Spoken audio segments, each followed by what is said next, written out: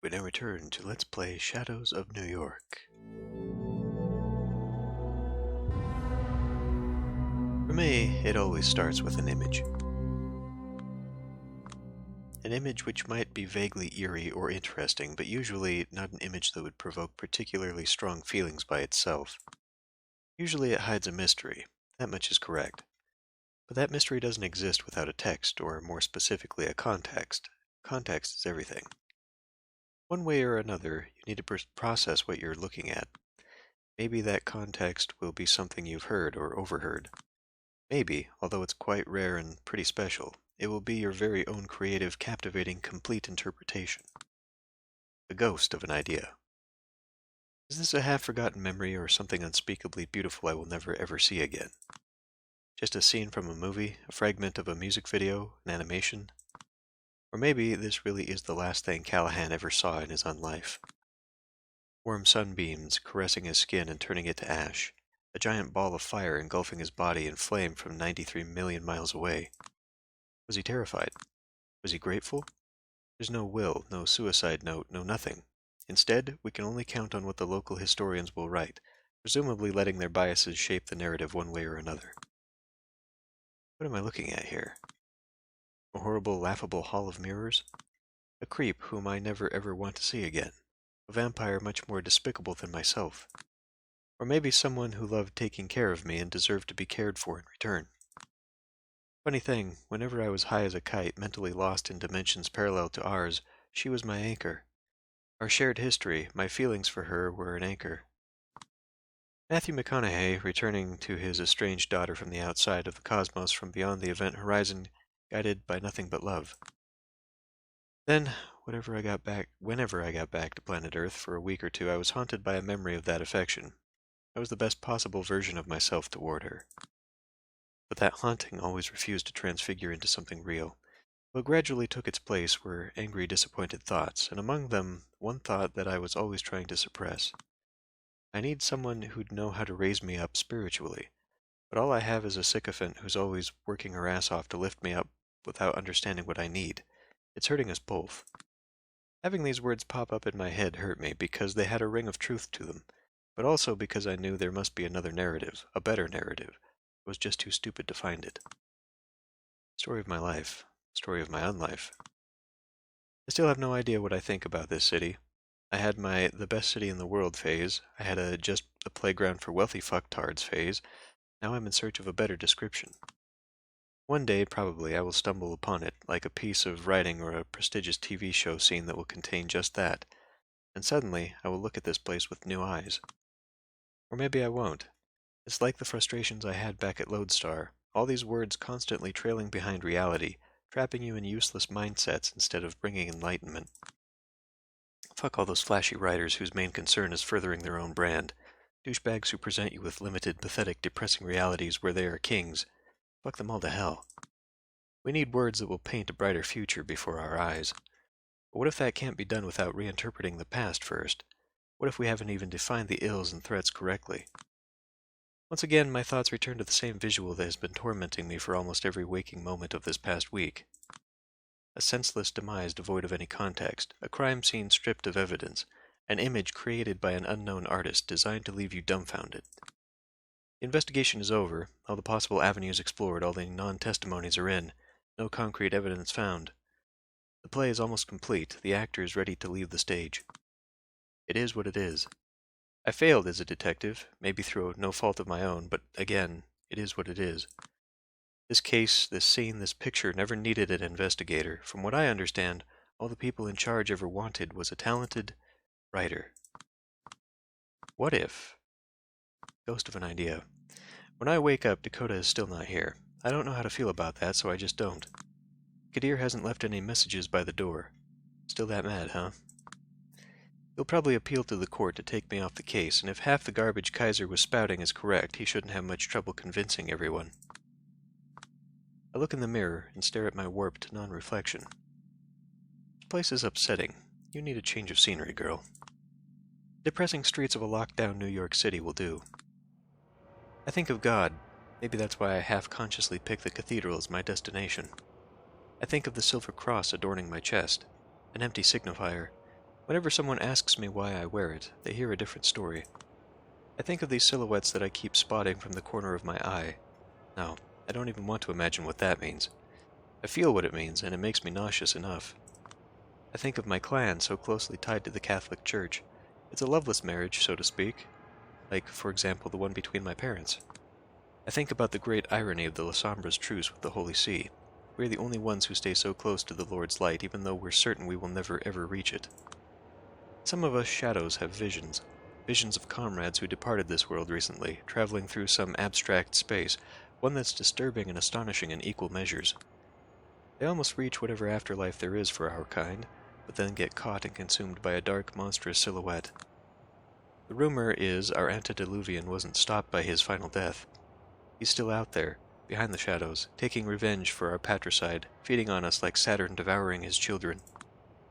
As Dakota would say, it might not be factual, but it is an emotional truth. From joining the Camarilla to panically scrambling for any safe house, it's like our elders are solely motivated by fear.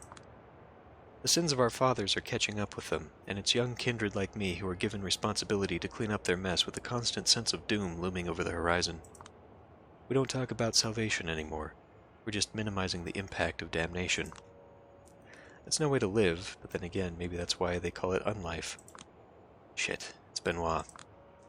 Hello there, lost sheep. I'll have you know this shepherd was extraordinarily patient in waiting for you. What are you doing here while the night is so young? Out for blood? Well, you're in luck. This place offers both the body and blood. If missionaries learned their methods from pickup artists, they would all be this guy. I'm not in the mood, you sorry-ass bum. Step the fuck away from me or you're gonna be sorry. Oh my, something troubling you? If so, I can arrange a confession. Or if you're in a hurry, keep in mind, the path from inner turmoil begins with a friendly ear, and I've got one right here. You want me to fuck you up, don't you? Don't you? Julia, as you should know by now, I always interpret this kind of response to preaching the divine as the devil stirring its hide. Is that what it is, Julia? The liar and the father of lies got a hold of your soul? If so, give me a signal, even the smallest one. I'll do my best to spot it. Something swells up inside my chest. I recognize the feeling. The handbrake just broke, and I'm definitely not on level ground. Fuck, here we go. Listen, I've had enough, all right. Enough. Enough of your sanctimonious attitude, enough of your brazen lack of basic empathy, enough of your dumb, ugly fucking mug. You're a fucking singularity of stupidity, tastelessness, and cringe. I've met all sorts of horrible shitheads and asshats this week, and somehow none of them got under my skin the way you do, you motherfucker. Like a goddamn Jehovah's Witness going from door to door, except you're always knocking on my fucking skull, going, hey, do you know God exists? Have you heard that God exists? Like, hold on, right there. When did I ever say God exists? What? I said, what makes you think I believe God exists? Oh, now you're just fucking with me. No, I'm serious. Well, he sounds serious, at least. I'm actually speechless. I think there's been some sort of silly misunderstanding that desperately needs to be cleared up. I'm all ears. I sure hope so, Julia. I feel like you must have ignored half of what I've been saying to you to reach these conclusions. It's very well possible, actually. It usually takes 15 seconds of him talking to get me to completely zone out. So to avoid any further mix-ups, I will go back to the beginning and explain the core of my religious beliefs, okay? Oh, Jesus Christ, get me out of here. So, I love the Catholic imagery. I cherish the tradition and lore. I adore the practices, the intricacies of the theology, the messages contained in the Bible. Of course I do. Does that mean I believe that one day I will see the big dad in the sky? Forgive me, Lord, but I don't think so. Doesn't sound very likely, especially for a bloodthirsty creature of the night. So that's what this is about? Fun imagery? That's overly simplified, but yes, I suppose you could say that. Motherfucker, you ain't Catholic. You're just a weirdo cosplayer. Says a non-practitioner who still wears a cross. Yeah, but I don't shove it down people's throats for fun in my spare time. I'm simply trying to share the joys religion has brought to my own life and others. What joys? Oh, where to start when there are so many. The joy of having plainly understandable rules to follow, the joy of having a structure to your life, the joy of always knowing where to find people who share your values. Above all, it's the joys of being an aristocracy, surrounding oneself with exquisite luxurious architecture, beautiful classical music, ornate rituals formalizing all our actions and relationships. formalizing. A pursuit of virtue separating you from the masses, the hierarchies, the communities, all serving an idea greater than themselves. It's like monarchy or some Camarilla traditions, but not as gauche. So that's what it is. You saw pretty paintings and buildings and thought, hell yeah, I want in. And then you just decided what they mean to you. Well, don't get me wrong, it's real faith that brought me to the fold. But eventually I whittled down this religion to its core. What interests me? Unbelievable. But don't think for a second I wasn't empathetic when I was trying to convert you. You are the embodiment of existential despair surrounding us. The one that people usually try to drown out with drugs, sex, work, Netflix, pick your poison. All of them temporary copes. Empty yourself, kill your ego, get a routine, join a community, ground your morality in something tangible, start perceiving yourself as a part of something greater. All of it good advice by itself, but codified in an appealing otherworldly aesthetic, one that keeps the beast at bay. One you're almost fitting into the way you are. What's there to hate? Believable, you're a goddamn lunatic. He looks to the sky. Father, forgive them, they know not what they do. Stop that, your entire ideology is just aesthetics, you fucking loon. And how exactly do I differ from anyone else nowadays in this regard? Stop arguing semantics. No, you stop. Just look at yourself. A privileged burnout who refuses to invest herself in anything. Only started committing to anything when, for once in your unlife, you were forced into a politically charged, dangerous task. Once it's over, you'll be back to being an aimless brat. Desire to murder increases. Ever since World War II, I've been watching every person and every ideal I cared about wither and disappear. That's the source of my pain. That's the reason I am what I am. The source of your pain? A thing that defines you? People have been mean to you. Fuck off. People in third world countries keep their heads high while suffering from every sort of horror, but you have a complete mental breakdown every time you remember you have mommy issues. How? Classy. Don't act like you have the high ground here, you oblivious sadist. All I'm saying is everyone has a different framework, a different lens to view their suffering through. Yes, and if there's one thing abandoning your humanity should have shown you, is that kind frameworks are not enough. Petty vendettas, childish romances, pointless power struggles, the dumb gamble that's chasing a successful career. Mommy and daddy issues, sure, why not? Pain and pleasure dictate everything. Everyone wants something bigger than this. They want to escape from this drudgery. They want psychedelia, but permanent. They want to stare at God's face, even if he does not exist. And you can show them how. Accept the cross you're wearing into your heart, Julia. Accept it.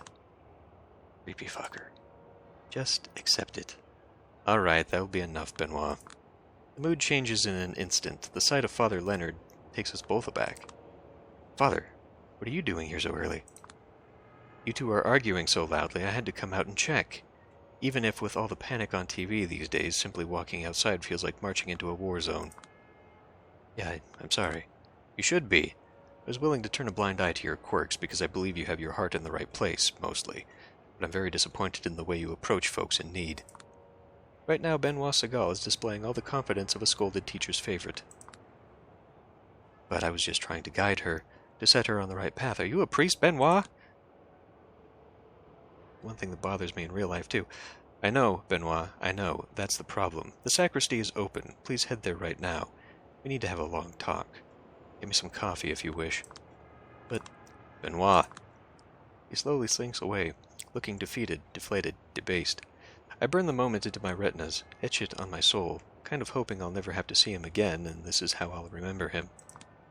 Father Leonard watches him closely until he disappears from sight, then turns to me. I feel sorry for him. I keep hoping he might find some basic empathy through faith, but all I've done thus far is let him leave you at the end of your tether. Yeah, that's some faith he has. Are you okay with all the bullshit he's spouting? Huh? I don't exactly support it, but I don't reject it. It's like attrition and contrition, imperfect and perfect repentance, you know? One is focused on a relationship with God, the other, selfish and focused on personal gain. But both of them work. Yeah, but doesn't this strike you as completely missing the point? Bit, but purely secular takes on Christ's teachings are nothing new. Pascal's Wager is a boring example, but have you by chance read Bulgakov's The Master and Margarita? Sure, back in Poland. So the developers are Polish. I don't know if we ever mentioned that or brought that up, but they like to sneak all that in. Back in Poland, every teen trying to look intellectual online loved to repeat the joke about the talking cat who swears he'd never pour vodka for a lady because women deserve pure alcohol. That's one takeaway from the novel, I suppose. I read it as a moving depiction of Christ, who's not a divine being, stripped of mystic qualities but open for a transcendence. Jesus and Satan understood as powerful forces battling within us. I'd have to read it again, it's been too long. It sounds nice, though. I stretch lazily and take out another smoke. Leonard watches me closely before speaking up again. Julia.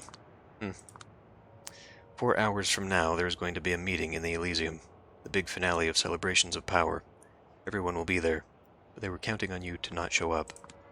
The good sheriff plans to present the results of the investigation in your stead. It's a simple, crude strategy. Might work, but begs to be countered with an outrageous tactic. Take it as you will. The game is about to end. Momentarily, I am left dumbfounded. All I can muster is an eloquent, "Huh?" Oh, don't ask me. I'm just the messenger. Who relayed this message to you, then? A good friend. A cautious friend. Wouldn't be able to tell you more than that even if you forced me to. Well, shit. This is the moment that might decide the rest of my days. What would you do in my place, Father? When I was faced with a dilemma that would shape the rest of my life, the world felt too big and scary and impossible to understand. So I simply escaped from that choice into the seminary. Yeah, if that's your idea of good advice, I'm going to have to ask you to shove it.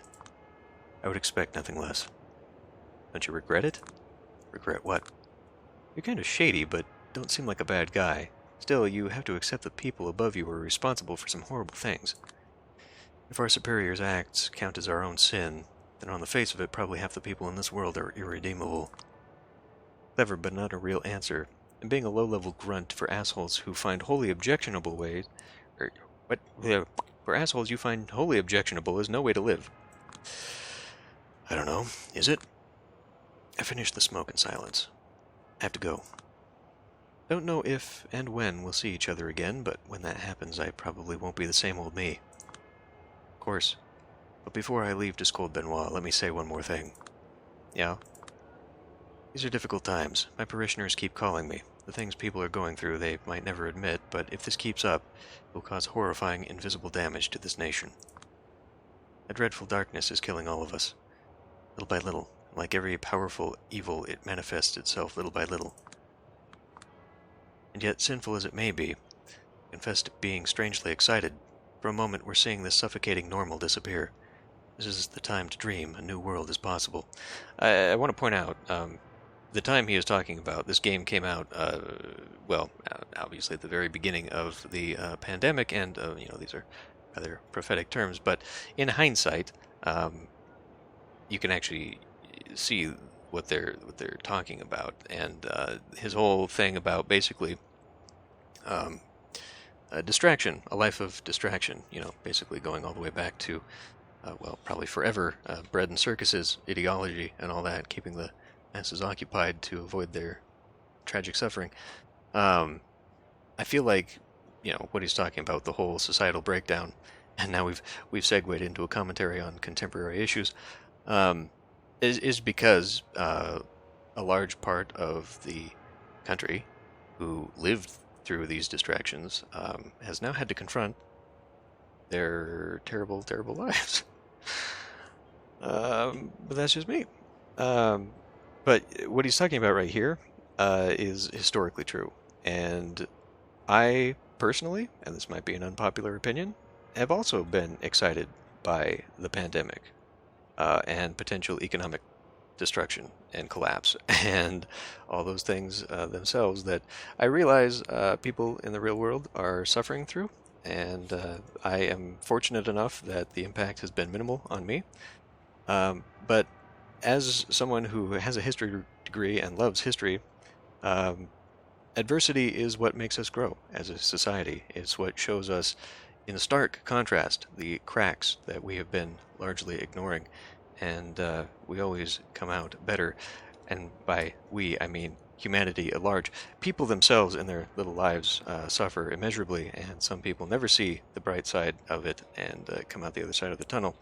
But it is the impetus for change in society, and hopefully that leads to better days ahead. Anyway, let's move on. Walk these empty streets, Julia. Remember how the city feels right now. Bask in its shadows and uncertainties. After the apocalypse comes, great rebirth. Amici Noctis awaits your next report with great curiosity. I give him a nod and I sprint away. Now I know what I must do. Hey, Moon, my lone constant companion. When I moved here for good from, the old country, you were the only close friend who kept me company. Never felt in the right place back there, never felt in the right place here, especially now, when I'm not quite alive, not quite dead, not that Slavic, not that American.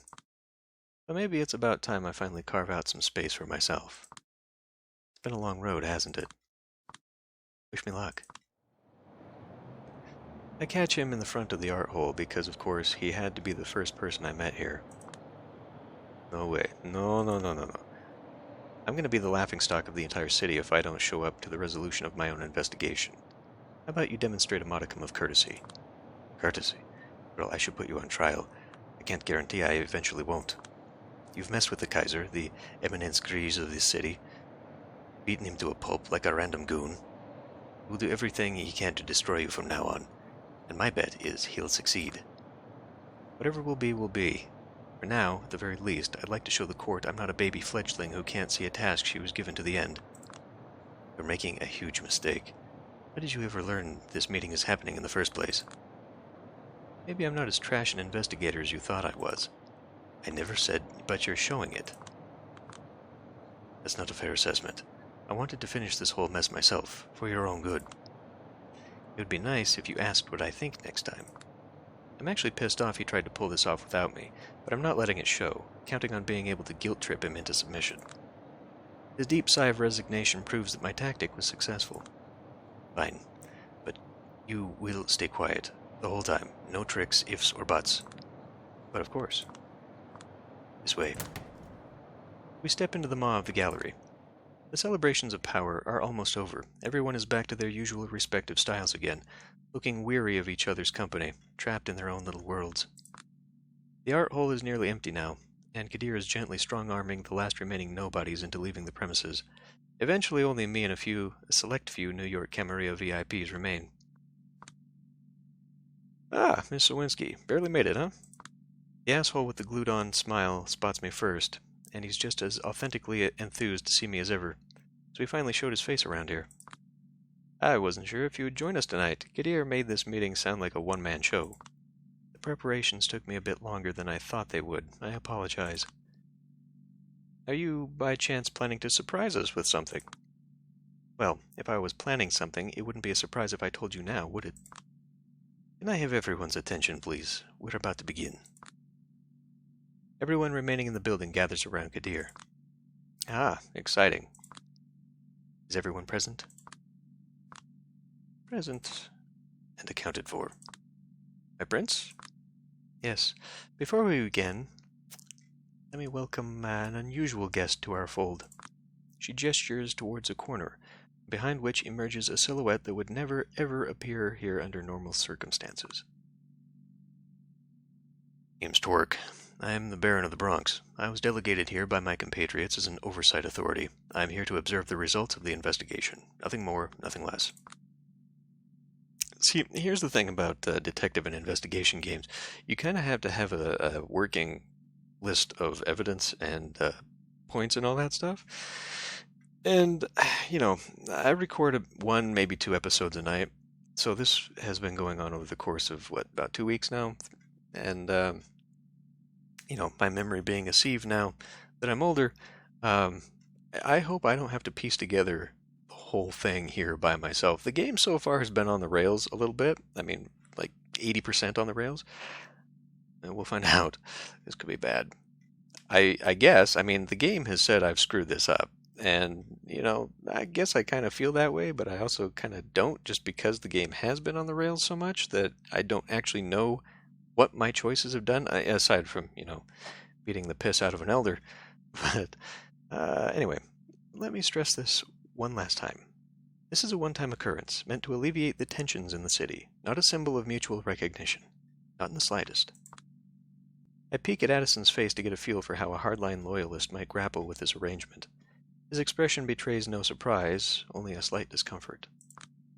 If even he is fine with it, the prince must have been extremely convincing about the necessity of a temporary truce, or about some Machiavellian tactic she's got ready up her sleeve. Who knows?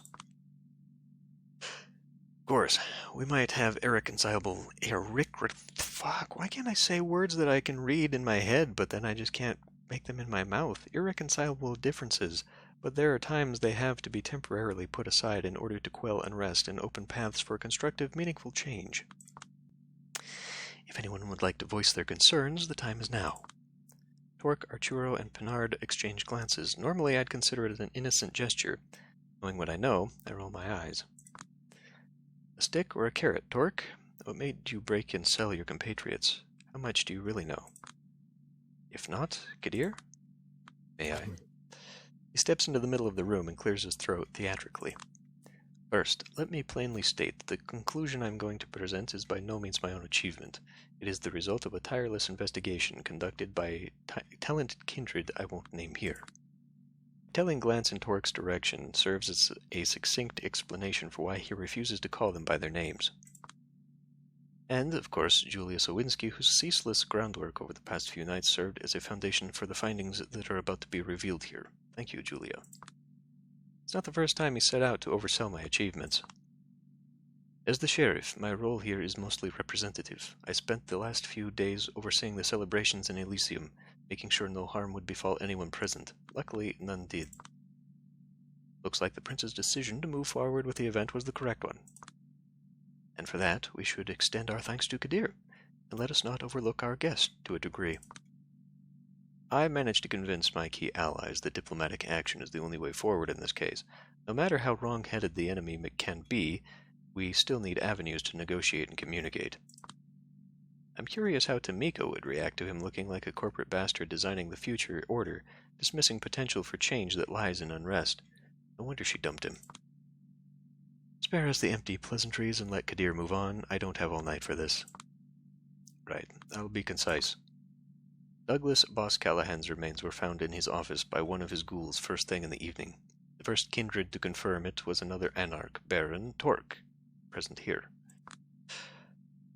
A mystery book author would refer to the circumstances of Callahan's death as a classic closed-door mystery. The metal door, locked from the inside, served as the whole sole way in. There was no murder weapon. We teleported through the shadows earlier. Which means then, if no one could get in, they would have to get in the same way.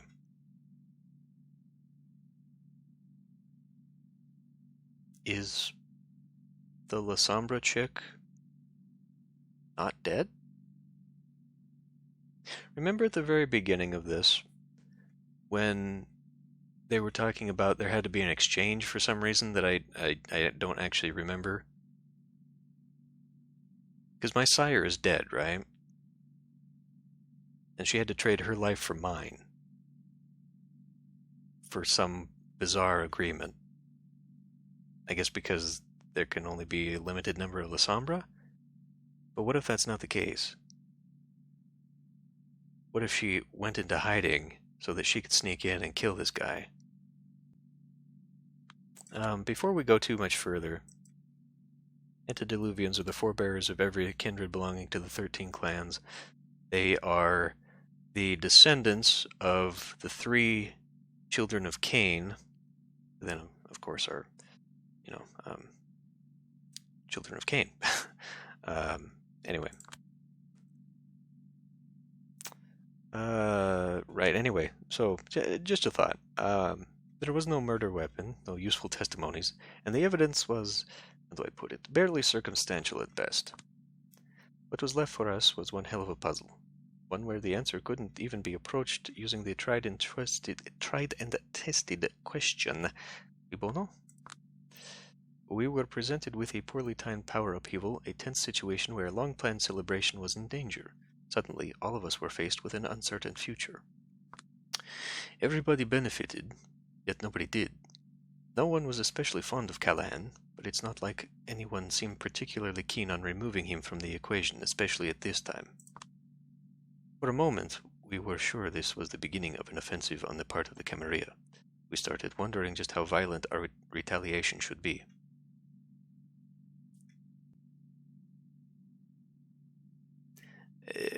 Who is we? Him? Him and the investigative team? Because he says an offensive on the part of the Camarilla, not against the Camarilla. So his retaliation means he's looking for the Camarilla who got out of line. Right? And as for us, we were momentarily convinced that the Anarchs were plotting to blame us for their own internal power struggles. A tense situation, resolved only thanks to skillful and swift diplomacy. I dare say yet another victory for our talented prince. Julia made sure to examine all the contacts Callahan might have had in his last days in both sects. Her efforts were tireless, and only rarely misguided. He just had to spit out at least one biting remark, didn't he? Oh well, he was probably just covering his ass. But as exhaustive as they might have been, they only served to muddle the possibilities, not explain them. Callahan had a lot of enemies, but they were the most infuriating kind of enemies one can have. Folks who barely ever thought of him anymore. In other words, no one really had a particular interest in getting rid of him because they could always simply work their way around him. Just before last Christmas, he even witnessed the first ever successful First Light raid against his extremely profitable blood trade supply lines. The lone ace up his sleeve, a downright shady ability to perfectly maneuver around all SI activities, gone. Callahan's decline was apparent to all, and a domino effect made his empire slowly crumble. Up until recently, he'd done an admirable job keeping up with the times and getting away with murder, but suddenly, all of the prison spotlights were on him.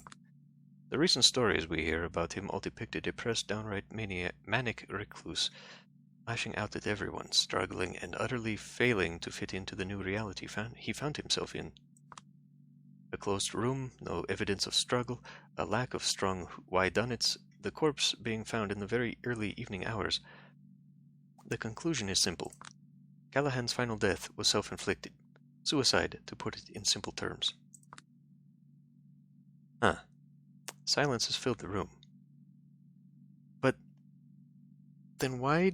If I don't buy the suicide bit, obviously, because why would he leave a corpse? If he got hit by sun, why is only the lower half of him gone? So, wow, that really is the angle they'll be pushing, isn't it? Let's hear it, Sheriff. I will explain. It was an independent detective who first set me on this theory, only last night. There is no suicide note of any kind, of course, but the message our recently departed has sent might not have necessarily been a verbal one. The peculiar thing was the position of the body. It was like an arrow, pointing at us to notice something. It appears the last thing Callahan saw in his unlife was a portrait of one Lord Castlereagh, the second Marquess of Londonderry, which is coincidentally where Callahan was born. To most he was a reviled traitor, a heartless suppressor of all dissent, the main threat against each rebellion the Irish have gone through, successful in all ways, but those that mattered to his people. Some call him a tragic figure, holding together selfish allies against a common threat, always fighting for painful and unpopular compromises, ruined by overwork, sickness, and poor public speaking skills. Not hard to see why Douglas Callahan would empathize. Polite snickers. Indeed, especially when you realize that the sickness in his blood, his failures, the hatred from his own people, and a growing paranoia led him to commit a dramatic suicide within his own four walls. Ah, I see.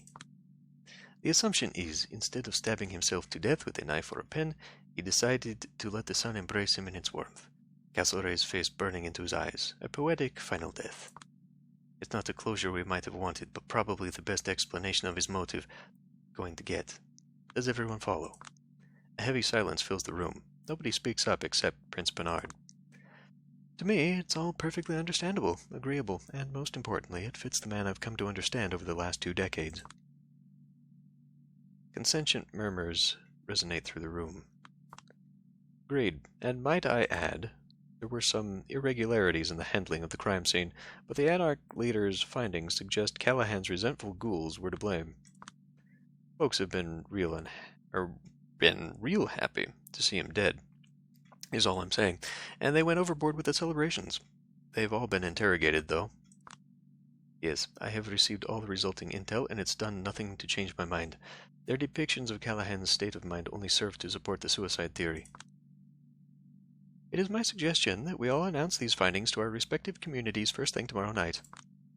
Sounds reasonable, and I think that concludes this meeting. I'll let the Keeper of the Elysium do the honors. No time wasted, huh? All right. Does anyone have anything to add? Any questions to ask? Take your time. Silence. I look at everyone just sitting it out in perfect agreement. Congrats, everyone. Congrats us. We've achieved a perfect victory. No loose ends, no rocking the boat, no nothing. Makes you want to puke. All right, let me check my shit here. Loyal only to myself, but otherwise tries her best. Honesty is the best policy. How many of them contributed to this final report? How strongly does Kadir believe the shit running from his mouth? He's always been a Camarilla loyalist, a fanatic even, but... Miss Julia, any final statements? This is it. Now or never. If anyone can blow this pathetic charade wide open, it's me. But there's no coming back from this road, and it has a cost. I spent all my life and unlife on social climbing, and the sunken cost fallacy is kicking in. Challenging them here might be my only way of ever making it out of the pit I'm in. On the other hand, maybe this is my time to head into the unknown, kill my ego, at least temporarily, shut up the voice so that the elders screaming in my head betray my Lasombra instincts. Make all these ghosts go away and figure out something new, no matter how scary it might be. Do I dare? Maybe I don't. I feel like there's an incredible prize to be won, waiting right in front of me, if I just dare to take out this revolver with its single bullet I have hidden on me, and invite everyone here for a crazy game of Russian roulette. But I also get this foreboding gangster movie feeling, like this is the scene where the future mobster could have gotten out, but he didn't. In the end, did Callahan think all the splendor of the golden era was worth this pathetic end? It's like there are two selves battling for dominance inside of me. One of them has to die. The other gets to live. Honestly, it's a flip of the coin. I reflect on all the kindred I've met, lessons I've learned, choices I've made over these past few nights to make a decision. And then, feeling like I'm simply following the way I conducted this investigation to its logical conclusion, I respond. No, nothing. Kadir has done an excellent job of summing up the entire case. A barely detectable tension in the air disappears. This was the first time they might have had to reckon with something I said, but luckily for them, turns out they won't. Well, looks like that's all, folks. Yes, looks like it. Excellent. Might I be going now, then? Places to be, kindred to see. Took the words right out of my mouth. You can see it in some of their faces. Everyone is happy. Samira, will you escort Mr. Torque out? Thomas and I will have to appease Mr. Payne to disrupt the sanctity of the Elysium. Or disrupting the sanctity of the Elysium. See, like, she's how many hundreds of years old? She would not say me and Thomas. Like, get it together, writers, come on. Certainly, right this way. Tomorrow night, we're back to being enemies, of course. Of course, isn't that just what you wanted to hear, Addison? Oh, spare me the condescension, Helena. During the commotion, I'm approached by Kadir. He looks me in the eye and makes a show of exhaling deeply. I have to go and see everyone back to safety now, but thank you for not pulling any stupid tricks. I really appreciate it. Who do you think I am? Someone else, and I apologize for that.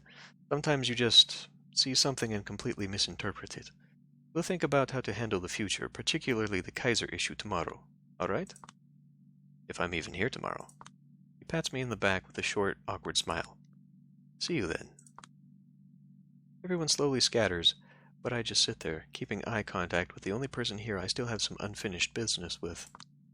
The art hole should have its doors closed now, but nobody considers it weird that I'm staying. After all, the only person that is still accompanying me is the keeper of the Elysium. Aren't they a happy bunch? All's well that ends well. People were getting nervous, like you really had some good cards to play. You're a poker player? Occasionally. It's a very socialite thing to do. Played with Jennifer Tilly once. Must be easy to keep a poker face with, I know. It does help. And you do seem to know a lot about the cards other people are holding. Like all great games, poker does share some principles, lessons, and necessary skill sets with real life. I take out another smoke. This conversation is bringing the tension back, like two fencers carefully looking for a hole in each other's defense. Found a file about you in Kaiser's car. Seems like he's worried about you, the only unpredictable variable in his equations. Ah, see, that's the one card I didn't predict you drawing. Speaking of not predicting something, when I was waking up tonight, I didn't expect a good friend would provoke me into coming here. Who might that have been? Not a lot of people in this room had an inclination to act friendly towards me in any way whatsoever. Sure looks like someone made a risky play. Even great players make dangerous plays sometimes. You know why? No idea. Boredom. It's boredom that gets to you. Even when you love the game, there's always this fear that it might turn into a perfectly predictable series of optimal plays. Time to make a play that might not seem optimal at the moment then. A direct attack. You're not really Catherine Weiss, are you? I don't know who else I could be. Let me phrase it differently then. You're not Ekaterina the Wise, the agitator of Prague, a Ruzha elder causing turbulences all over the world, are you? She laughs. That file must have been pretty thorough. Kaiser knows what he's doing. That's why I'm afraid of what he might do to me to get revenge. Rightfully so. Maybe I'll help him out in exchange for a favor. Snuff out a Lasombra meddler, strike a partnership, promise to keep each other in check. That was a joke, it wasn't very funny, and just so you know, I've made precautions. It was a bluff. Honestly, I expected more of a reaction. Kaiser's documents, did they mention anything about Ostrava? They say that's where you were born.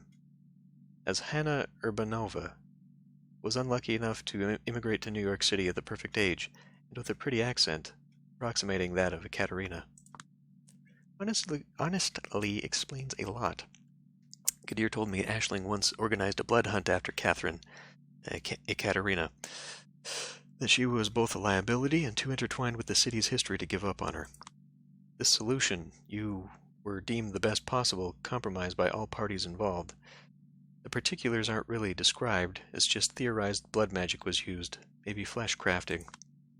I do remember a few images. Her accomplices embrace. Christoph, the man who taught me, apologizing that the others broke my jaw, as if he wasn't to blame. Violent brainwashing. But what's done is done. I might not be a Katerina the Wise, but I'm definitely Catherine Weiss now. I feel as good about the situation as I probably can.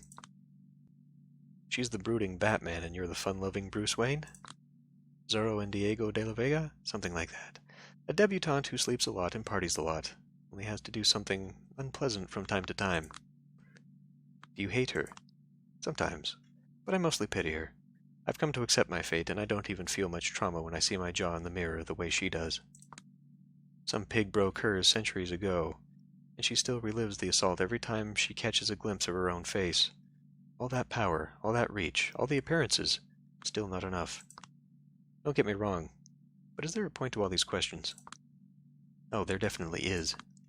I think it was reading your file that made me ultimately decide against turning this investigation upside down. Was it now? An immigrant from Eastern Europe comes to New York City, takes the position she always expected to find herself in, is molded into someone who is no longer herself. The story struck a chord. I felt like you were, maybe ever so slightly, pushing me to follow your way, to lose myself in a position of considerable power. I could see Julia Sawinski sharing Hanna Urbanova's fate, and to be honest, it scared the shit out of me. Catherine shakes her head. Funny, Ostrava is just 15 kilometers away from Poland's border. I know. I think I've been there once when I was a kid. Parents love to travel. Who doesn't? She takes my smoke, turns back, takes a deep drag, and returns it to me. All of these long-established organizations, with time their practices always degenerate, start draining everything out of the participants, turn into a cycle of abuse aimed at no one in particular. But the funny thing is, if the victims aren't allowed into positions where they can perpetuate the abuse, they feel the abuse is aimed specifically at them. There's no winning move here. Do you understand what I'm trying to say?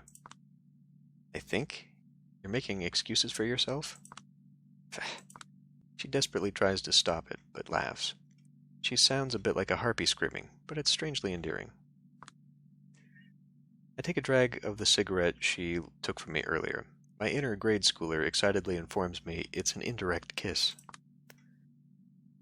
Let's walk outside. I need to close up shop. Dawn is almost here, and we still need to talk about how to get you out of Kaiser's grasp. I nod and follow her to the street. So I hear you've been living with a human. Yeah, it didn't work out. Oh, and why is that? I don't know how this, do I dare call it, sisterly bond came to happen, and I know it can't last beyond tonight, but I'm savoring every second. Turns out she's been single white femaling me. I don't follow. I come home, I find her wearing my clothes, smoking my cigarettes, pretending to be me. The creepiest thing in the world. So you find that pretending to be someone else is the creepiest thing in the world. I see how it is. Oh, piss off, that's a low blow. Why would she do that? No idea. I just yelled at her and saw her running out. She's probably back home now, I hope. No, I don't. I don't know. I know it looks bad, but maybe you should just, ask her why she did it, and then make an informed decision. What are you talking about? That would be reasonable. I don't do that. She loses herself in thought for a moment, visibly torn whether or not to tell me something. This might be Ekaterina speaking, but I was thinking about you two in Carthage. Everyone is arguing with her about the name. Some people claim it was... Everyone is arguing with her about that name. Some people claim it has too much historical baggage. It's a myth. It didn't work. It was still vampires taking advantage of humans. But it's still a beautiful dream. And you two are like the embodiment of it. You mean the apocryphal story where Carthage was not destroyed because Romans were greedy for land, but because kindred and the kind coexisted there in harmony? That is the Bruges home, I believe. I think I mentioned that before. That's a pretty deep cut, you know. How long ago were you embraced again?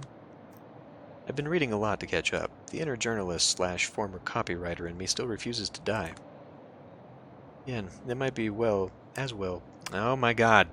It might as well be Ekaterina speaking, sending you to die for her pipe dream. But that's the best option I can think of to get away from here with a goal in mind. I'm listening. Head for the anarch-free state of California.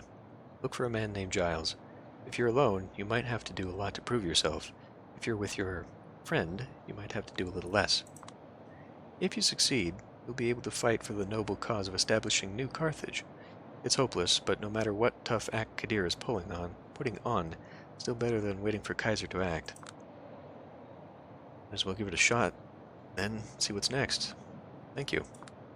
Don't thank me, you idiot. I'm sending you to the West Coast to die, just so you're not here to blabber about me to Kaiser, and so that I can please my boss. Now scram, the sun's almost up. Sure. Thank you, nevertheless, even if just to piss you off some more. Anything else I should know? I don't exactly know how practicing you are, not even Father Leonard knows, but in an hour of peril, keep St. Jude, the patron saint of desperate cases, in mind.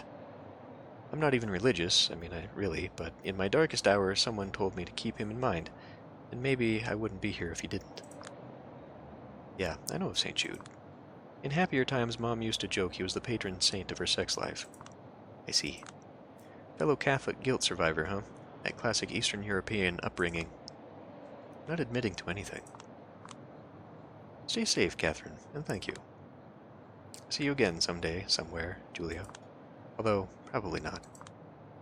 I wave at her for the first and probably last time, and leave the Elysium behind. Oh, I think the game is ending soon. Hey. She's sitting on the bed. It's obvious she's been crying, or she was crying before, but is trying her best to hold up. Where were you? I was, finishing my big investigation. She sniffs. So, how was it? Ah, I fucked it up. Big time. Didn't even put up a fight. Don't tell me you expected anything different. Did, actually. You used to be a shining example of an investigative journalist. Maybe I never felt comfortable being an example. The wince on her face proves that got to her. I'm not happy with who I am. Jesus, you're really copying me in every damn respect, aren't you? Fuck you, I'm being serious. I know, I'm not trying to be an asshole, or rather, trying not to be an asshole. We really are two leeches who got stuck to each other, huh? Like a two-person human centipede loop or something, an Ouroboros, or a Mobius strip. I lost in my own metaphors. I take out another smoke and slowly decide what to say. You're extremely good-looking, kind, endlessly energetic, got a steady job as an artist, and an even steadier influx of cash.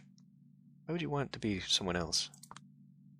You're extremely good-looking, clever, talented as fuck, immortal, and eternally young.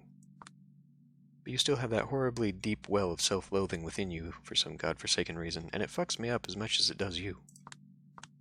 Probably. Yeah, I get it, but single white female? It was an impulse. It was the first time I did it, I swear. I didn't know what got into me. That timing is just... fuck. Maybe I just wanted to see if I can be a better you than you, I don't know. Maybe I need therapy, but I'm tired of looking for the kind of therapy that feels like it works and is not just brainwashing me. She might be lying. But I don't want to believe she's lying. I choose to believe she's not lying. What do I have to lose? I think I want to give it one more shot. She raises her head. Do you? Yeah, I think I do. There is one condition, though. She shoots me a cold look. What condition? I told you I fucked up my investigation, but not how badly. Well, it looks like I'm no longer safe in New York City. I need to run first thing tomorrow evening, and the only way out I see is a bunch of loons living on the West Coast who are trying to bring about a utopia where humans and vampires could coexist. It's probably even more dangerous than staying here, to be honest, not to mention how dangerous it could be for you. I haven't even figured out how we're going to get there safely, but yeah. I'm beyond tired of sitting on my ass collaborating with monsters. This is the first page of the second chapter. This is a lot to take in. I know. But I think I'm in. I know I'm in. You've got a future. You've got rich parents. You don't have to do this. In case you missed it, having rich parents is like a goddamn, I don't know, original sin in my book. I don't want to coast on their money. I want to try doing something that fucking matters. Are you certain? About as certain as I am that the deep state exists. Well, you're gonna love California. That's good enough for me. I'm off to sleep. The sun is probably already up. I'll pack up your clothes. What for? Are you planning to unleash Dark Dakota on me again? Don't say anything. As I said, trying not to be an asshole. It's a process. Stop. The day went by, and I woke up just like any other night. That was the first surprise. Dakota following through with the plan was the second. We're leaving the city. I don't know about her, but I'm kind of hoping it will burn the moment we leave. Fuck all these out-of-touch, psychotic assholes who murdered Callahan and partied on his grave all week. Fuck the opportunists who couldn't even seize the moment and do what had to be done. Fuck this temple of Mammon where truth is impossible to find. Fuck the Bronx, fuck Brooklyn, fuck Queens, fuck Staten Island, and fuck Manhattan. Fuck Manhattan in particular. Okay, I'm done. I'm probably gonna try to stop at motels, drink from truckers and hitchhikers and whatever. Exciting. We'll be like a pair of serial killers prowling America's highways. Remember Near Dark, the nomadic vampire movie? Of course I do. Is that what we're planning to do in the Midwest? Maybe. Maybe not. We'll improvise. It just hit me. Won't the motels and such be closed because of the virus, though? Shit, I don't know. I didn't think about that. Maybe I really should have robbed a bank and just paid the circulatory system goons to smuggle us to the West Coast. Now whatever. It might be fun. Remember, you'll be the one paying for everything. I don't want to expose myself to anything, and I don't want to expose anyone to anything. I've seen enough shit-talking online about this exodus of New Yorkers who are probably spreading that thing all around the country by now. Gotcha. We should wash the car, I think. You'll be disinfecting yourself before any time we touch. Okay, that's just being freaky. I mean, it's not like I could die from any of it. Being a respiratory disease, it's not like I... whatever. Maybe you should wear a mask. Nope, it's the land of the free and the home of the brave. Yes. Hey, yeah? Do you love me? Of course I do. For now, at least. I still don't know if I love her. Or if I can even love anyone, for that matter. I'm a fucking monster, after all. I don't even know if we'll exist next month. Prospects are not looking good.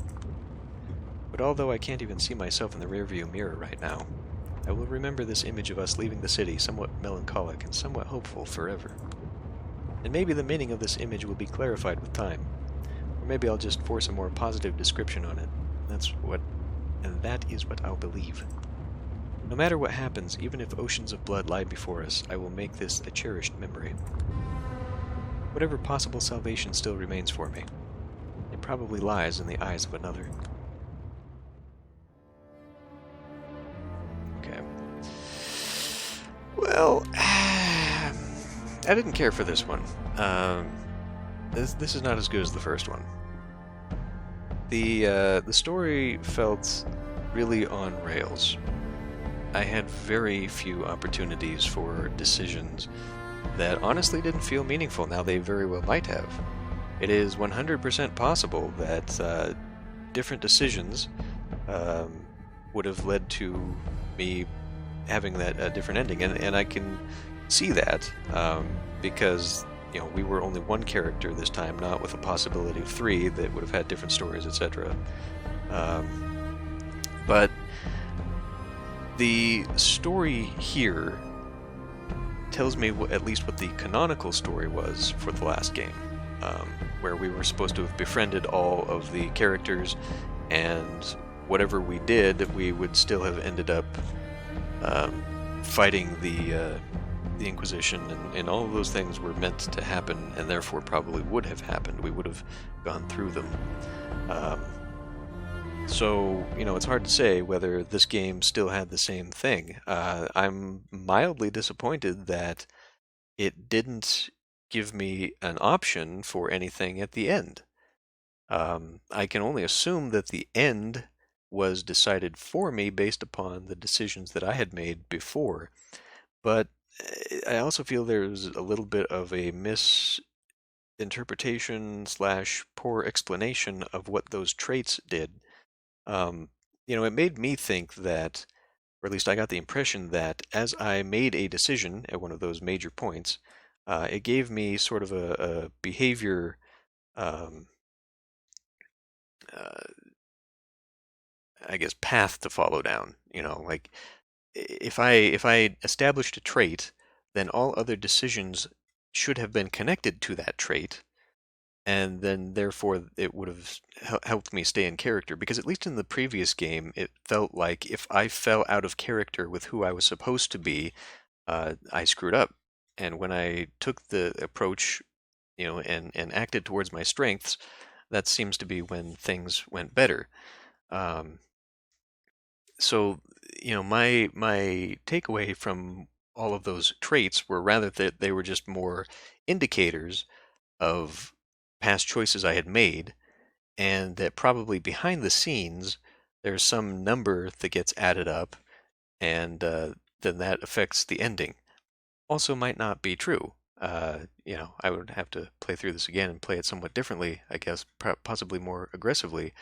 Um, so I don't know. Like when I tried to be more diplomatic, excuse me, when I was trying to be, I guess, quote unquote, the good guy, and not enforcing my power and being, I guess, more of a power mad Lasombra, is that what ultimately led me to the cowardly decision and not standing up and saying anything? Or, is that just like,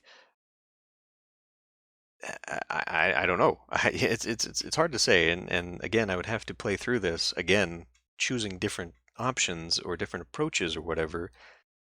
But I unlike the previous game, where I can sort of see the decisions that I screwed up, this one is very obscure, which I guess is rather appropriate for the shadows of New York and a woman who can't see her own face. The obfuscation is thematic if that is intentional, but like I can't really see where I went wrong specifically, because, as I said, there were so few choices and opportunities for me to interact with the game. that I couldn't see the consequences of those directly. It really honestly felt like I was just playing through a story with minimal input that just kind of shaped a character that ultimately didn't seem to impact that character. I don't know. That's just my interpretation. Again, I would need to play through this again to see if there was, or at the very least, I'll maybe read a walkthrough and see what possible endings there are. And then maybe that'll help me understand a little bit better. But basically, my conclusion is that this game is either very clever and the writing in the background is so tight that the story and the dialogue and the multiple branching paths all fit together as it should, and it truly is a solid story, or this is a very ham-fisted, you're just along for the ride and you get to pick a few dialogue options, which honestly I'm kind of leaning towards just because of the previous game. Because the previous game was very heavy-handed about stuff like that. Like you saw the change. It was not subtle. So, I don't know. I don't know that I could recommend this one, but if you're going to play the first one, I mean, may as well. There are a few other vampire games. They're not made by the same people, so they're not graphically nice, and one of them I don't think has any graphics. It's completely text-based. But there is one for the werewolf game that looks similar, and I don't know if it's the same people. Um, but the werewolf universe, I am pretty pretty much just completely oblivious to. I have no idea what the lore and the story is for that. It takes place in the same universe as the vampires and the angels and demons and the magic users and all that stuff. The World of Darkness universe. Um, but yeah, I don't really know anything about it. So that might be interesting to give a look in the future and kind of keep going down this rabbit hole. But anyway, it's time to end this one here. So thanks for watching. I hope you enjoyed the series, and I will see you in the next Let's Play.